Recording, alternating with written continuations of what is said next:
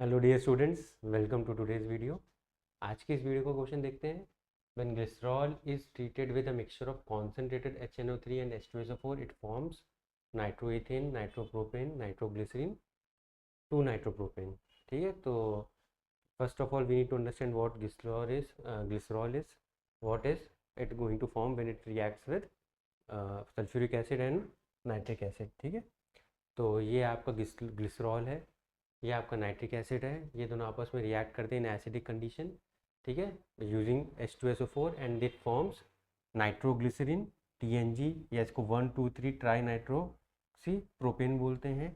ठीक है, अब ये रिएक्शन जो होती है ये it is a type of esterification. This is Easter formation. ठीक है, आप देख रहे हो एस्टेरिफिकेशन हो रहा है। एस्टेरिफिकेशन की कंडीशन क्या होती है? It can take place in acidic condition और बेसिक कंडीशन। इसके लिए हमें क्या ज़रूरत पड़ती है? We need this alcohol and acid. Alcohol और एसिड जब आपस में रिएक्ट करते हैं दे फॉर्म ईस्टर। तो दिस इज ईस्टर, जिसको हम लोग ट्राई नाइट्रो ग्लिसरीन के नाम से, या फिर इसका एक और नाम है ग्लिसराइल ट्राइनाइट्रेट, जिसको GTN के नाम से जानते हैं। ठीक है, वैसे तो ये nitro compound generally explosive compounds होते हैं, बट इसका एक बहुत अच्छा मेडिसिनल यूज़ है इस रिएक्शन का, इस कंपाउंड का। So it is used as nitroglycerin sublingual tablet which is a potent vasodilator। इसको नाइट्रोडाइलेटर के नाम से जानते हैं। ठीक है, हार्ट अटैक या फिर जब वेसल्स को डायलेट करना होता है, तो जब एंजाइना का अटैक आता है उस टाइम पे इसको सबलिंगुअली दिया जाता है and it gives you a relief immediately, immediate relief मिलता है इससे। So this is a very potent vasodilator या नाइट्रोडाइलेटर होता है।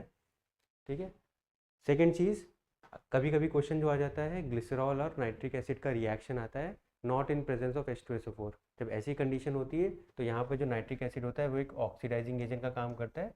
So it will turn glycerol into glyceric acid. यहाँ पर ये कन्वर्ट कर देता है पहले वाले कार्बन में, जो एल्कोहलिक ग्रुप है उसको ऑक्सीडाइज करके कार्बोक्सिलिक एसिड में कन्वर्ट कर देता है। तो you need to be very very careful कि कॉन्सेंट्रेटेड HNO3 दिया है या फिर कॉन्सेंट्रेटेड HNO3 के साथ H2SO4 दिया है। जब ये दोनों दिए होंगे it will be esterification reaction leading to formation of nitroglycerine.